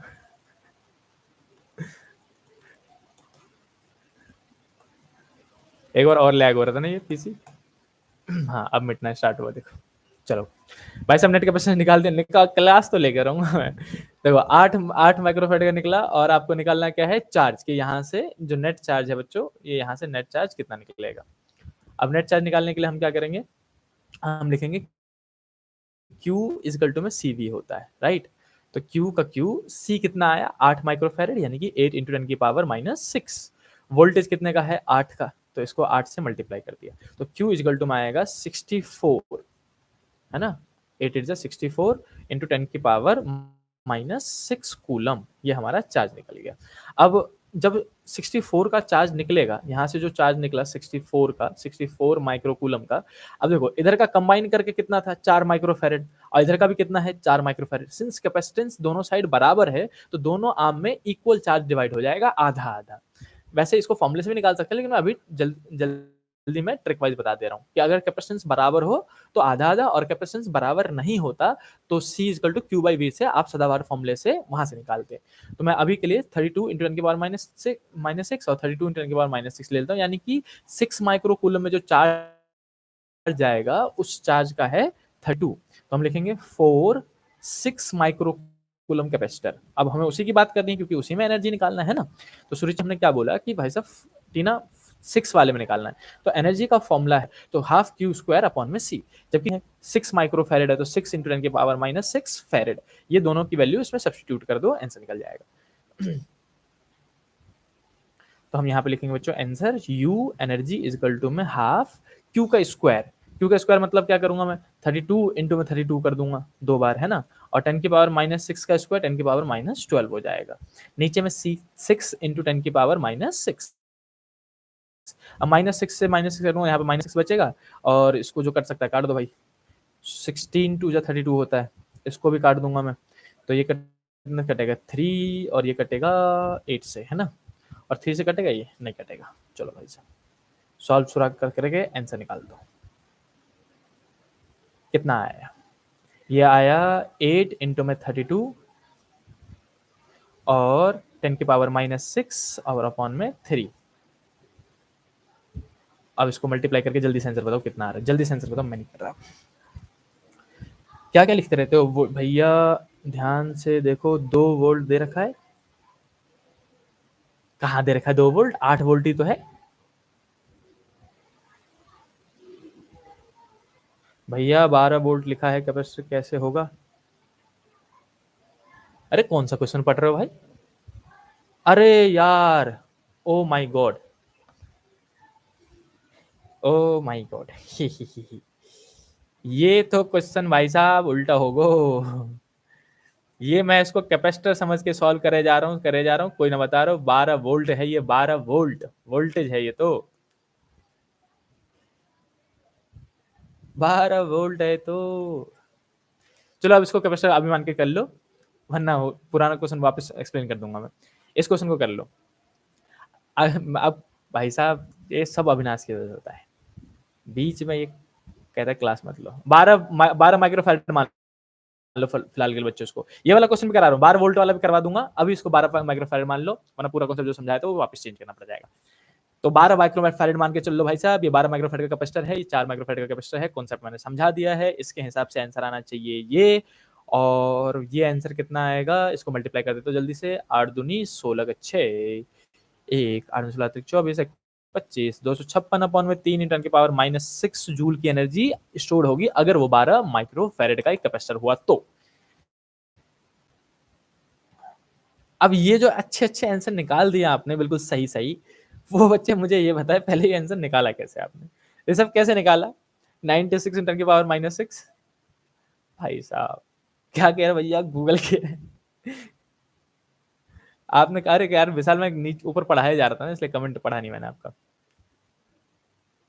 भैया common potential, electric potential energy, तीनों का डिफरेंस क्या है। बहुत बढ़िया, एग्जाम से एक दिन पहले याद आ रहा है ये सब कुछ, बाकी दिन कहाँ थे। एग्जाम से एक दिन पहले भी नहीं, एग्जाम से कुछ घंटे पहले। बताता हूँ, मुन्ने मिल के बताता हूँ क्लास में।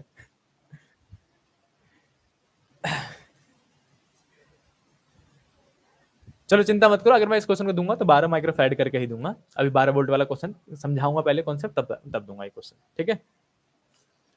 अब जल्दी से आगे क्वेश्चन पढ़ लो, आगे क्वेश्चन मैंने सच में एग्जाम में दिए हैं और अच्छे क्वेश्चन भी हैं। ये वाला क्वेश्चन पेंडिंग रहा 12 वाला, ठीक है, वो अभी नहीं करवाऊंगा, अब करवाऊंगा तो आगे क्वेश्चन छूट जाएंगे। क्वेश्चन नंबर 6 ये रहा, ठीक है। Question number 6 tricky question, MCQ के फॉर्म में इजीली आ जाता है ये। क्वेश्चन नंबर 6 ये देखो बच्चों। अब क्वेश्चन नंबर 6 क्या कहना चाहता है भाई साहब, वापस आ जाओ, जल्दी जल्दी आ जाओ वापस, सबको जल्दी आ जाओ वापस। क्वेश्चन कह रहे थे डायमेंशन निकालो। अब डायमेंशन पूछा जा सकता है, मैंने अब क्लास में भी एक बार बताया कि डायमेंशन निकालने के लिए कह सकते हैं किसी का भी वोल्टेज का, रेजिस्टेंस का, कैपेसिटेंस का, किसी का भी कह सकते हैं, वो इलेक्ट्रिक फील्ड का कह सकते हैं आपसे।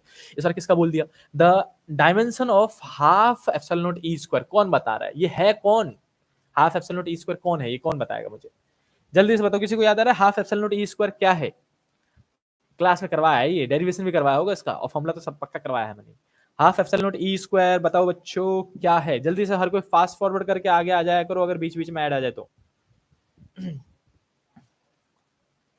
बताओ half epsilon not E square क्या है, किसी का कमेंट नहीं आ रहा, किसी का नहीं आ रहा, क्या वो कौन है, किसी को ना पता है, किसी को याद, कॉपी तो ना पलट रहे हो कहीं, भाई साहब देख लूं क्या है half epsilon not E square. जाओ यार, नकली कर देता भाई साहब, एक बच्चों को याद नहीं है, एक बच्चों को याद नहीं आ रहा क्या। अदीबा ने बोला स्मॉल यू, अदीबा नाम तो बताओ स्मॉल यू का क्या होता है, स्मॉल यू एनर्जी डेंसिटी, शाबाश वेरी गुड, चलो एक बच्चों को तो याद आया। जेसिका, जेसिका अवेलेबल है। देखो बच्चों एनर्जी डेंसिटी स्मॉल यू होता है, स्मॉल यू मतलब होता है एनर्जी अपॉन में वॉल्यूम, एनर्जी अपॉन में वॉल्यूम जिसको हम एनर्जी डेंसिटी भी कहते हैं, स्मॉल यू का ही नाम क्या होता है बच्चों, यहाँ लिख दिया। अब एनर्जी डेंसिटी का ही फॉर्मूला मैंने आपको करवाया था, ये कितना आता है, हाफ एप्सिलॉन नॉट ई मतलब इलेक्ट्रिक फील्ड का स्क्वायर। अब मुझे बोल रहा है कि half epsilon not E square का बताओ, तो है तो एनर्जी डेंसिटी ना, एनर्जी डेंसिटी मतलब क्या होता है, एनर्जी अपॉन वॉल्यूम, मैं यहीं से डायमेंशन निकाल दूंगा, कुछ और करूंगा ही क्यों। एनर्जी मतलब क्या, M L square T minus two energy, और वॉल्यूम मतलब क्या, एल क्यूब, इसको सॉल्व कर देंगे भाई साहब, ऊपर जाएगा, 2 से 2 कट के 1 बच जाएगा, है ना, एक नीचे बच गया, एक नीचे नहीं, डायमेंशन इलेक्ट्रिक फील मैंने बताया, अदी मैंने बताया भाई, अदी मैंने बताया, रानी ने बता दिया, वेरी गुड। अब देखो मैं फिर से लिख दे रहा हूँ, यही छोटी मोटी ट्रिक होती है। एनर्जी डेंसिटी के ना 2 ही फॉर्मूले देखोगे क्लास 12th में आप, एनर्जी डेंसिटी चैप्टर नंबर 2 में आता है और चैप्टर नंबर 4 में आता है मेरे ख्याल से। चैप्टर नंबर 2 में जो आएगा वो आएगा इलेक्ट्रिक एनर्जी डेंसिटी, इलेक्ट्रिकल के फॉर्म में, यू से ही डिनोट करते हैं, उसका फॉर्मूला आता है half epsilon not E. Chapter number 4 में भी एनर्जी डेंसिटी आता है बच्चों, दूसरा स्मॉल यू, उसमें आता है मैग्नेटिक फील्ड के फॉर्म में, ये इलेक्ट्रिक फील्ड, वो मैग्नेटिक फील्ड, वो आता है 20 फॉर्मूले हैं एनर्जी डेंसिटी के, जहां कहीं देखो तो इसका मतलब समझ जाना ये एनर्जी डेंसिटी है, यानी कि एनर्जी अपॉन में वॉल्यूम है, समझ गए। चलो ऑप्शन नंबर जाएगा इसका सी, बिल्कुल सही बता रहे हो बच्चों, बिल्कुल सही बता रहे हो। 6 क्वेश्चन हो गया, मूव करते हैं नेक्स्ट क्वेश्चन पे, अविनाश आ जाओ। Shivam last to last question, देखो अच्छा सा क्वेश्चन है, इजी सा क्वेश्चन है, समझ में आ जाएगा जल्दी। क्वेश्चन नंबर ये है 7 मेरे ख्याल से, and air air capacitor of capacity इतना, एक कैपेसिटर है जिसमें एयर भरा हुआ है, जिसकी कैपेसिटी कितनी है, 10 microfarad, is connected to a constant voltage battery of 12 volt. ठीक है, हम भी बना देते हैं कैपेसिटर, एक कैपेसिटर बना दो, उसमें हमने डाल दो बैटरी, बैटरी में हमने कनेक्ट करके स्विच को कर दो ऑन, और क्या, now the space between the plate it's filled with the liquid of dielectric constant 5। Okay, अब जो प्लेट के बीच में खाली जगह थी उसमें उन्होंने भर दिया डाई इलेक्ट्रिक्स, जिसका डाई इलेक्ट्रिक कॉन्स्टेंट के इजकल टू में कितना ठहरा विशाल 5, तो इसको इसमें डाल दो। क्या ये कनेक्शन डिस्कनेक्शन का कॉन्सेप्ट है, याद आया कुछ, बैटरी को हटाने की कहीं बात, आगे क्या कहना चाह रहे question, the charge that flow now from the battery through the capacitor, बताओ अब, नाउ मतलब अब और कितना चार्ज बैटरी में से कैपेसिटर के अंदर जाएगा, बैटरी में से और कितना चार्ज कैपेसिटर के अंदर जाएगा। तो भाई काम कर लो, इनिशियल कैपेसिटेंस के क्या था, अगर मैं इनिशियल लेता तो एक बैटरी कनेक्ट था, एयर फील्ड था, स्विच ऑन था, ऐसे करके, है ना। पहले क्या था, इनिशियली देखा जाए तो केस हो गया, फाइनल में डाइलेक्ट्रिक फील्ड हो गया, दोनों केस में चार्ज निकाल लो फिर माइनस कर देना, final charge minus initial charge पता चल जाएगा, एक्स्ट्रा चार्ज कितना दिया बैटरी ने, इजी। तो पहले केस में मैं चार्ज निकाल देता हूँ, Q initial, Q I, Q का फॉर्मूला होता है सीवी, सी कितना था, मैं पहले फॉर्मूला लिख देता हूँ, मैं भी आपकी तरह हरकतें करने लग जाता हूँ भाई, जब सीधे स्टार्ट कर देता हूँ सॉल्व करना, आप लोगों की संगत का असर हो जाता है कभी कभी। आ जाओ। तो Q का फॉर्मूला आएगा C इनिशियल और V तो वोल्टेज तो सेम ही रहेगा भाई साहब।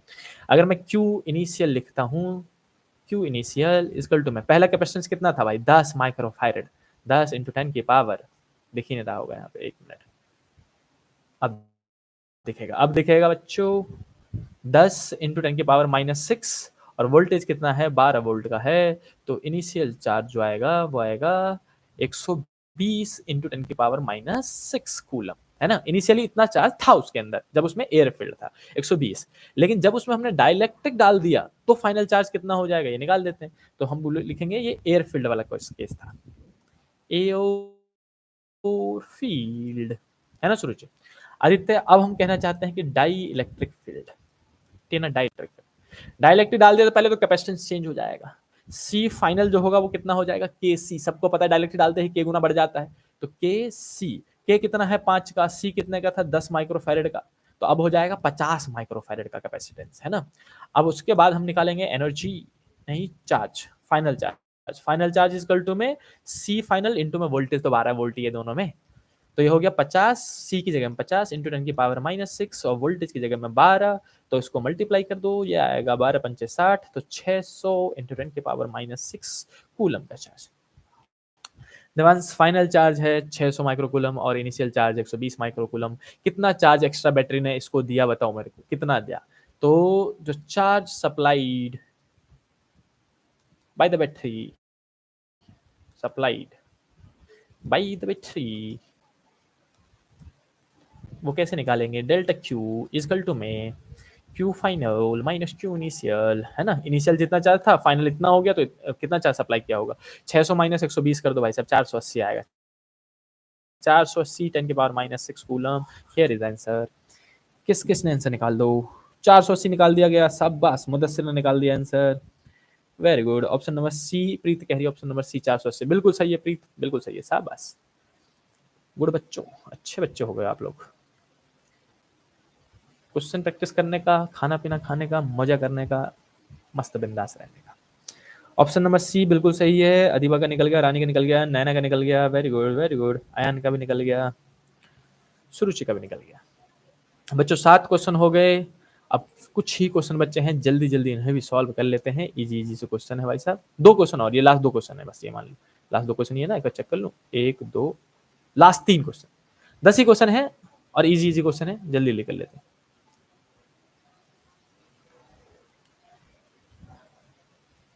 देखो भाई बच्चों, अब है ये क्वेश्चन नंबर 8, ये इजी से क्वेश्चन है, जल्दी समझ में आ जाएगा। क्वेश्चन करना चाहता है कि 4 इक्वल चार्जेस, 4 इक्वल चार्जेस है क्यू के, are placed at the 4 corners of a square side of a. एक स्क्वायर बना दो जल्दी से, हमने बना दिया एक स्क्वायर, इसके चारों कोनों पे हमने रख दो चार्ज Q, यहाँ पे भी Q, यहाँ पे भी Q और यहाँ पे भी Q, है ना। फिर ये कहना चाहते हैं कि square of side A, side कितना है भाई साहब, इसका जो साइड है वो है ए का, in moving a small charge from its centre to infinity, इसके सेंटर से यानी कि यहाँ से एक स्मॉल क्यू -q के चार्ज को मैं मूव करना चाहता हूँ इन्फिनिटी तक, तो बताओ वर्क डन कितना करना पड़ेगा। अब भाई साहब वर्क डन का फॉर्मूला बचपन से पढ़ते आ रहे हैं, मिसाल क्यू डेल्टा वी होता है, पढ़ा है क्यों नहीं पढ़े हो, है ना। अब वर्क डन की क्यू की जगह हम क्या ले लोगे, -q, चार्ज तो वही है -q का, लेकिन डेल्टा वी तो निकालना पड़ेगा भाई साहब, वी फाइनल माइनस इनिशियल करना पड़ेगा, V final minus V initial.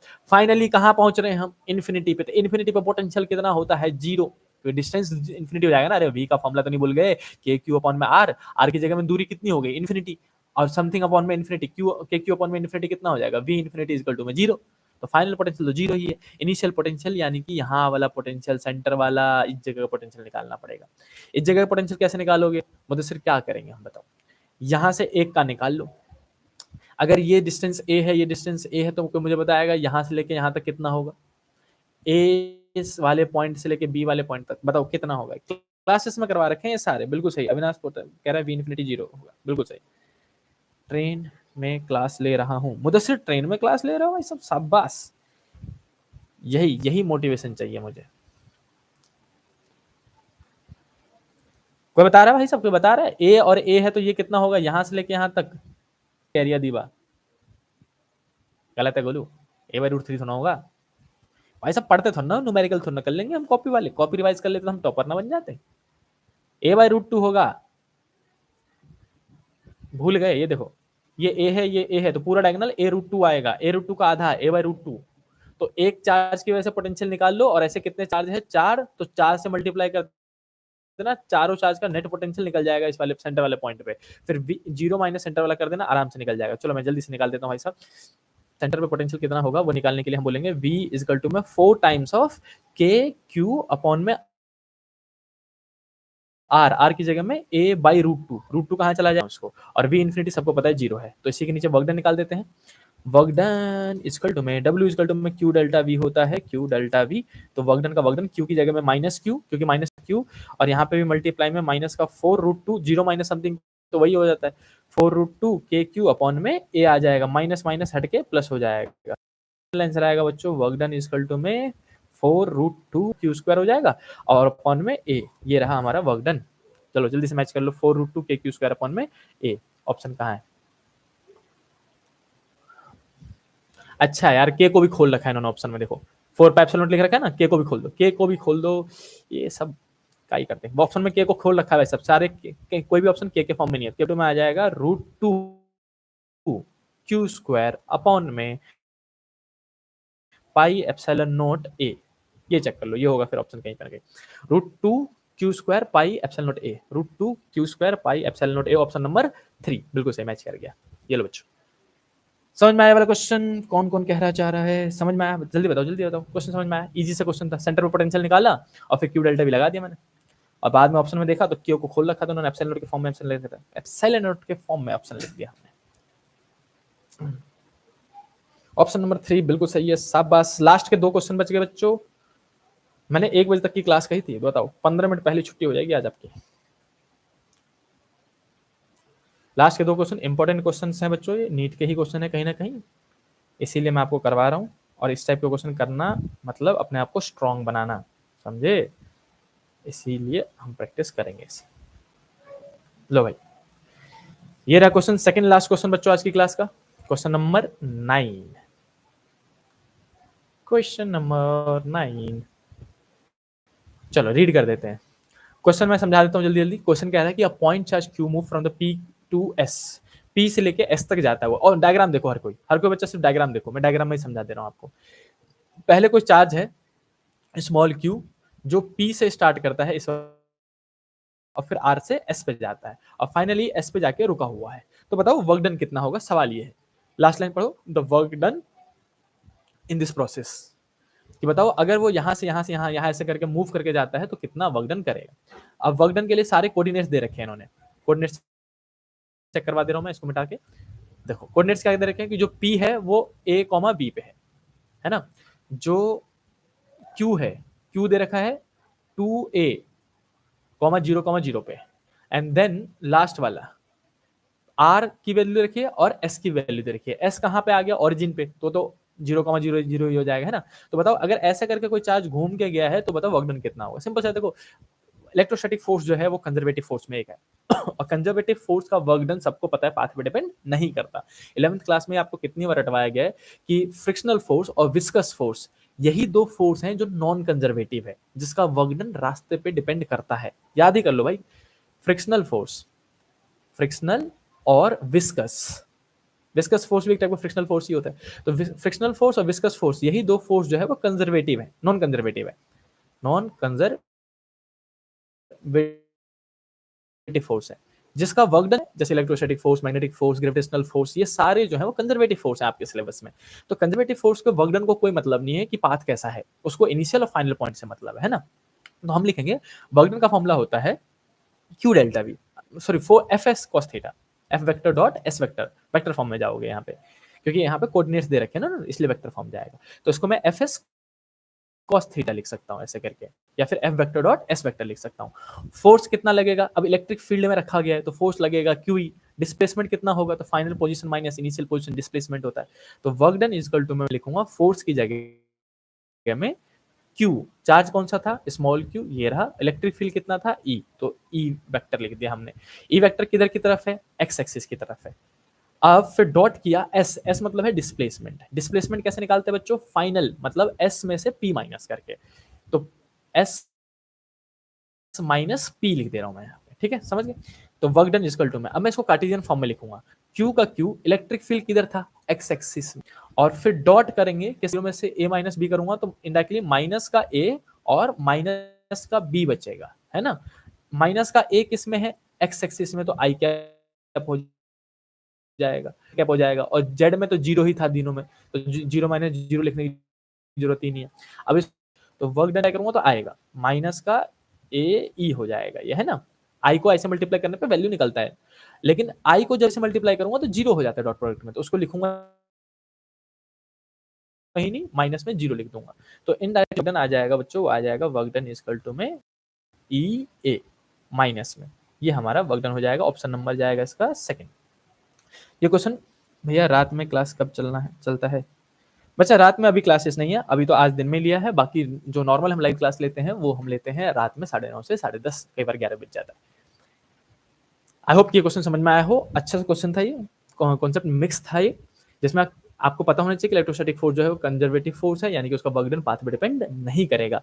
मुझे क्या करना था, एफ एस कॉस थीटा लगाना था, फोर्स कितना लगेगा, क्यू ई किस में था, एक्स एक्सिस में, इसलिए आई कैप लिख दिया उसका, और पोजीशन माइनस किया, जीरो माइनस जीरो, तो माइनस में आएगा ये सब कुछ, माइनस का ए एक्स एक्सिस में, देखो पता है ना X comma Y comma Z होता है, पहला ए जो है एक्स एक्सिस में, तो ए के लिए आई कैप लिखा, बी के लिए जे कैप लिखा, और जीरो के कैप, तो के कैप लिखने की जरूरत ही नहीं है। फिर मुझे पता है डॉट प्रोडक्ट में आई आई जो है वो आंसर देता है, तो आई आई को मल्टीप्लाई कर दी तो माइनस का ई आ गया, और आई जे के साथ जीरो दे देता है। ये था अपने पास छोटा सा क्वेश्चन, और लास्ट क्वेश्चन पे मूव करते हैं बच्चों आज की क्लास का, जो कि है क्वेश्चन नंबर 10। ये वाला क्वेश्चन अगेन ये भी एक टाइम के नीट का फेमस क्वेश्चन है, लेकिन कॉन्सेप्चुअल है, सीधे सीधे समझ में आ जाएगा, एमसीक्यू फॉर्म में आते हैं ना ये सारे क्वेश्चंस, कॉन्सेप्चुअल क्वेश्चन है ये। क्वेश्चन कह रहा था figure shows some equipotential surfaces, ये सारे जो पोटेंशियल सरफेसेस देख रहे हो वो इक्विपोटेंशियल है। पहले वाला सरफेस ए वाला दिख रहा है ऐसे करके तिरछा वाला, ये पूरा, इसका पूरा वोल्टेज 10 है, इस पूरे का 20 है ऐसे करके, इस पूरे का 30 है, ये सारे इक्विपोटेंशियल सरफेसेस है। तो इन्होंने कुछ इक्विपोटेंशियल सरफेसेस यहाँ पे दे रखे हैं, इन्होंने कहा क्वेश्चन में। आगे क्या कहना चाह रहे हैं, magnitude and direction of the electric field given, बताओ इलेक्ट्रिक याद हो, अब ये फिर से नहीं चल रहा, चल गया हाँ। अब मैं आपको कह रहा हूँ इक्विपोटेंशियल सरफेस की प्रॉपर्टीज मैंने आपको लिखवाई बच्चों, 3 प्रॉपर्टी होती है, पहला वर्क डन 0 होता है, दूसरा इलेक्ट्रिक फील्ड 90 डिग्री पे होता है, और तीसरा कभी इंटरसेक्ट नहीं करते हैं। तो हमें पता है कि इक्विपोटेंशियल सरफेस के प्रॉपर्टी नंबर 2 की मदद से हमें समझ में आया कि जब भी कोई इक्विपोटेंशियल सरफेस, कैसे वो बता दूंगा। तो चलो पहले इसको जल्दी से सॉल्व करा देता हूं मैं। मुझे पता है डायग्राम में, देखो बच्चों डायग्राम में इलेक्ट्रिक फील्ड किधर की तरफ होगा, 90 डिग्री बाहर की तरफ, इधर की तरफ, ये डिग्री 90 हो गया। इसमें देखो एक्स एक्सिस से कितना एंगल बना रहा है इलेक्ट्रिक फील्ड, ये दे रखा है सब में, तो यहां से यहां पे 90 और यहां से यहां में देख लो आप 30 दे रखा है ना, तो 90 प्लस में 30 120 डिग्री बनेगा, सबको समझ में आ गया। और ऑप्शन देखा जाए तो 120 में एक ही है, तो सीधे सीधे आप आंख बंद करके ऑप्शन नंबर 1 मार सकते हो। कई बार ऐसा भी होता है, बच्चे डायग्राम देख के क्वेश्चन देख के घबरा रहे होते हैं, और पता चला बस एक पॉइंट बच्चा पकड़ ले तुरंत आंसर दिख जाएगा, क्योंकि ऑप्शन ही एक दे रखा है। तो कितना इजी था ये क्वेश्चन, क्योंकि मुझे किसके साथ पूछा है, एक्स एक्सिस के साथ, मुझे पता है कि सरफेस के साथ 90 डिग्री बनाएगा, सरफेस आगे 30 डिग्री बना रहा है, तो 90 प्लस में 30 कितना हो जाएगा, 120। 120 किस में है जाएगा, लेकिन अब इसका चलो मैं मैग्नीट्यूड भी निकालना सिखा देता हूँ कैसे निकालेंगे। तो ये कॉन्सेप्ट था प्रॉपर्टी नंबर 2 से, पोटेंशियल से 90 डिग्री और फिर आगे 30 तो 120 डिग्री हो गया। अब निकालोगे कैसे, तो इसको वही, या तो आप वर्क एनर्जी थ्योरम पे लेके चले जाओ इसको, या फिर चेंज काइनेटिक एनर्जी पे लेके चले जाओ, कहीं भी लेके चले जाओ, अपने आप आंसर निकल जाएगा। मैं निकाल के दिखा देता हूँ, देखो मैं वर्क डन का ही फॉर्मूले से निकाल देता हूँ, वर्क डन के फॉर्मूले से आराम से निकल जाएगा ये। वर्क डन का फॉर्मूला आपने बचपन में पढ़ा है, फोर्स इनटू में डिस्प्लेसमेंट भी होता है, dx F S cos theta, ये एफ एस कॉस थीटा भी वर्क डन का फॉर्मूला होता है। और सेकंड चैप्टर में आपने ये भी पढ़ा है कि चार्ज इनटू में delta we, change in potential भी वर्क डन का फॉर्मूला होता है, ये जाएगा क्यू डेल्टा वी के, है ना, क्यू डेल्टा चार्ज इनटू में इलेक्ट्रिक फील्ड इनटू में डिस्प्लेसमेंट इनटू में कॉस थे, इधर डीवी था, और ये सब कुछ मल्टीप्लाई में इधर जाके डिवाइड में हो जाएगा, दैट इज dx अपॉन में कॉस, और डिस्टेंस डिफरेंस कितना है डायग्राम में। अगर बच्चों आप वोल्टेज डिफरेंस देखो, 10 से 20 गया है, 10 से सेंटीमीटर ये दूरी दे रखी है, यहां से यहां तक 10 है, इंक्रीज हो रहा है, तो dx भी 10 सेंटीमीटर लेना है, 10 सेंटीमीटर, सेंटीमीटर में है याद रखना बस। आ जाओ, और एंगल कितना बन रहा है भाई साहब, 120 डिग्री बन रहा है, सीधे सीधे दिख रहा है, आ जाओ तो हम यहाँ पे लेंगे इलेक्ट्रिक फील्ड इक्वल टू में डेल्टा वी की जगह में 10 वोल्ट, डेल्टा एक्स की जगह में 10 सेंटीमीटर, सेंटीमीटर को मीटर में कन्वर्ट करना कंपलसरी, -2, और cos 120, cos 1 मतलब 100, ऊपर जाके 100 हो जाएगा वो, और नीचे में cos 120। को मुझे बताएगा cos 120 कितना होता है? जल्दी बताओ cos 120 कितना होता है? काला जादू का असर तो खत्म बाबू। अब तो 10 क्वेश्चन करवा दिए। cos 120 कितना होता है? जल्दी बताओ। cos 120 बता दो यार, कह दो, या फिर न्यूटन पर कूलम कह दो, सबको पता है एक ही चीज होती है। आगे आंसर है ना,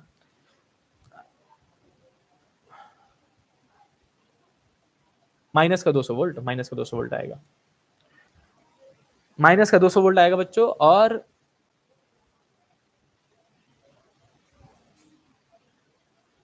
माइनस का आएगा ये cos। कुछ समझ नहीं आया, बहुत बहुत हो गया अधिवार, 10 ही क्वेश्चन तो करे हैं। चलो भाई साहब 10 क्वेश्चन कर लिया आपने, वेरी गुड, शाबाश, खुश रहो। और ऐसे ही करके 10 क्वेश्चन आपने सुन लिए। पता है जिन बच्चों ने नहीं सुने हैं ना क्वेश्चन, उनके लिए तो पहली बार जब क्वेश्चन मिलेगा ना, उनके मतलब उनका माथा हिल जाएगा कि ये क्वेश्चन आपने कर लिया, सुन लिया, 1 घंटा लगा, बस 1 घंटे के अंदर अंदर सारे क्वेश्चन आपने कर लिए, ये अच्छी बात है। चलो बहुत मजे मार लिए, बफर हो रहा है, हाँ हाँ, और कर लो काला जादू। चलो भाई साहब हो गया, आज की क्लास यहीं खत्म करते हैं। पूरे मैसेज नहीं पढ़ते आप? अरे भाई साहब कहाँ पढ़ूंगा पूरे मैसेज, कहाँ से पढ़ूंगा? क्वेश्चन करवा रहा था मैं, फोकस कर रहा था क्वेश्चन पढ़ाने पे। कमेंट देखो भैया, अरे यार इतने सारे कमेंट करते हो, इतने सारे कमेंट करते हो, क्या कहना चाहते हो भैया? रात में क्लास कब होती है भैया? बहुत अटक रहा है। अच्छा, लाइव क्लास अटक रही थी, इंटरनेट अनस्टेबल हो गया था, ये सब अविनाश की वजह से होता है। अविनाश काला जादू करता है भाई साहब। भाई बंगाली कॉन्टेक्ट में तो नहीं आ गया? अगेन बफरिंग, कोई नहीं बच्चों, वापस इस वीडियो को मैं अभी अपलोड कर दूंगा, लास्ट के 2-3 क्वेश्चन देख लेना, ठीक। आज की लाइव क्लास यहीं कंप्लीट करते हैं, 10 क्वेश्चन कंप्लीट किया आपने, very good. See you in next live class, तब तक के लिए tata bye bye, see you, tata bye bye bye bye.